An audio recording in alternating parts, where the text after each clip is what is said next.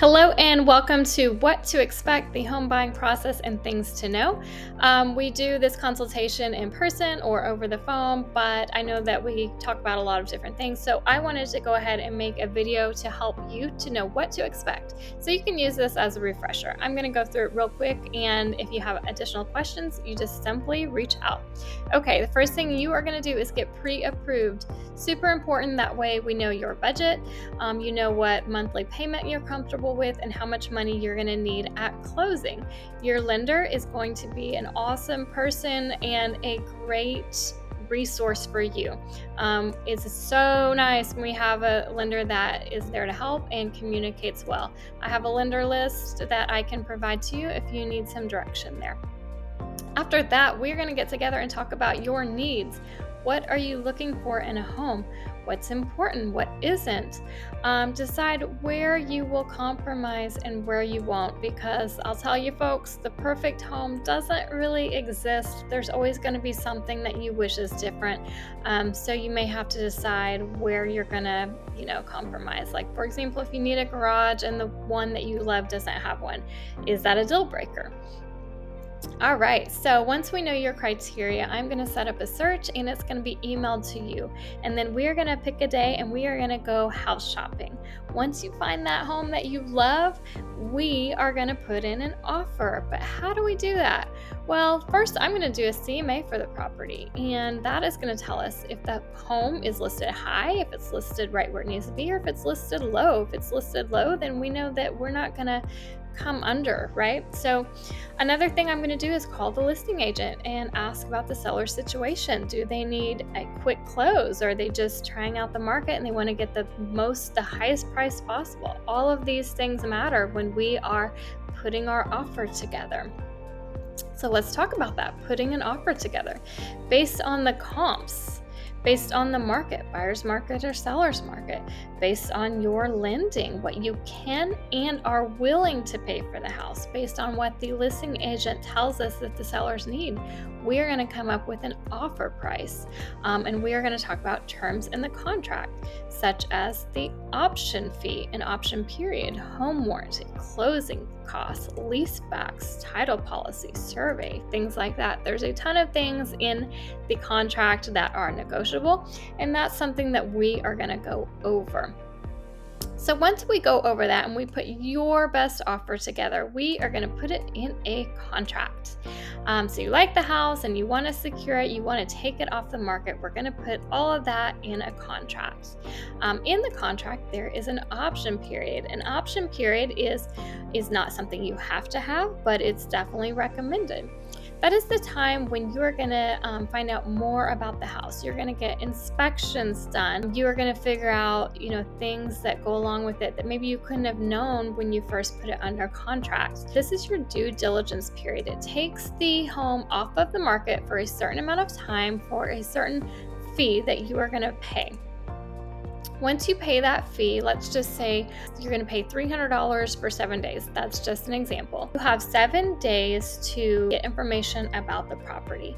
Once you have that information, we're going to see if there's anything that we need to negotiate. We're going to get inspections, negotiate repairs, and see if the seller will help fix some things or if they just want to give some money for closing costs in lieu of repairs. That's what we're going to do during this option period.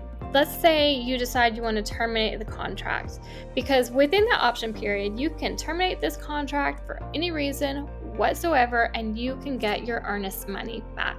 But you will not get this option money back. It is non-refundable. So that money will actually go to the seller. It would be kind of like damages, I guess, because they took the home off of the market. So a typical option period is, it depends, but right now we're seeing 7 days is pretty common, and that's usually plenty of time to get this due diligence done and negotiate any repairs right here. Okay, so that's the option period.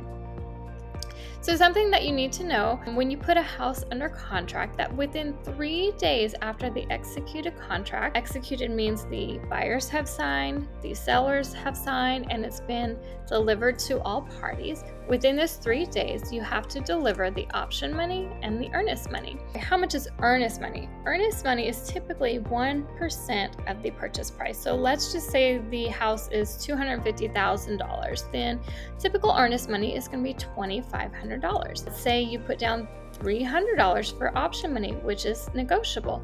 And this is as well. I'm just going to give general amounts. Let's say this is $300, this is $2,500. Then within 3 days after the executed contract, you need to deposit $2,800 with the title company. So you're going to make sure up front that you have that money to deposit. Again, option money is non-refundable. But if you go to closing, if you close on the house, it's credited to you at closing, and same with the earnest money. Now, what we are going to do is protect your earnest money through all the timelines in the contract. We want to make sure that if something happens during the time that you're under contract, that you will get your earnest money back. Now, as the contract timelines move on, there's less and less ways for you, the buyer, to get out of the contract and receive your earnest money back. And those are things that we are going to talk about when we're going over the contract, and we watch those timelines very, very carefully. How much will purchasing a home cost you? Well, that depends. On the buyer side, there's typically no upfront costs to hiring a real estate agent because the seller usually pays the buyer's agent commission. There are exceptions to this, such as when the seller does not intend to cover this cost, and that's something that you're going to know up front, okay? So when you go under contract, what is it you will be inspected to pay? What's going to be your out-of-pocket expenses? Well, you will pay for inspections and not get that money back as long as you get an inspection. You will be paying for the appraisal as long as you get an appraisal, and most lenders are going to require this. This is negotiable. The survey is negotiable, so this could be buyer paid or seller paid, and this is only if it's required. So if there's a good survey on the property, then you're most likely not going to need one, but there are times when you will. There's going to be lender fees and title fees. If for some reason you decide not to move forward with the purchase, you will not get reimbursed or refunded the cost of the option fee, inspections, or the appraisal. However, it's better to lose this money than to close on a house that is not structurally sound, or it's priced too high. So there is some upfront costs, but at the end of the day, peace of mind is more important. Closing costs. They can be anywhere from 2 to 3% of the purchase price, but your lender is going to be the best person, the best resource for this. We can give you an estimate, but you definitely want to be talking to your lender about it. Also, you can ask the seller to help pay for some or all of the closing costs. Now, in a seller's market, we weren't seeing this, but in a buyer's market, we're moving into, we're seeing this a little bit more. And also, there's loan programs out there, and I would suggest you talk to your lender about those.